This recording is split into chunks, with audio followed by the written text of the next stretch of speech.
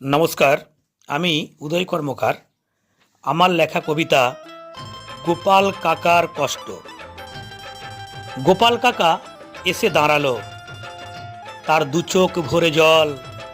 বয়স হয়েছে 60-এর বেশি, শরীরহীন দুর্বল। পারে না খাটতে বাবুর জমিতে, ছেলেরাও আজ পর। চোখেতে ভালো দেখতে পায় না, চিনতে পারে না ঘর। বৃদ্ধ ভাতায় কিছুদিন চলে, কিছু পায় অনুদান। এদিকে আবার অসুখ ধরেছে, অর্থে পড়েছে টান। দৃষ্টিহীনতা কুড়ে কুড়ে খায়, কাঁদে তাই দিন রাত। বিবেকহীন ছেলেগুলো তার দেয় না বাবাকে ভাত।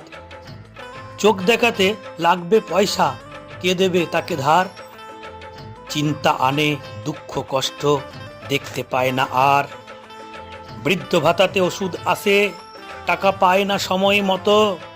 আঙ্গুলের ছাপ মেলে না মেশিনে, ঘুরে যায় অবিরত।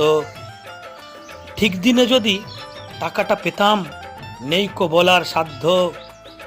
পারি না দাঁড়াতে লম্বা লাইনে, আমি যে আসির বৃদ্ধ।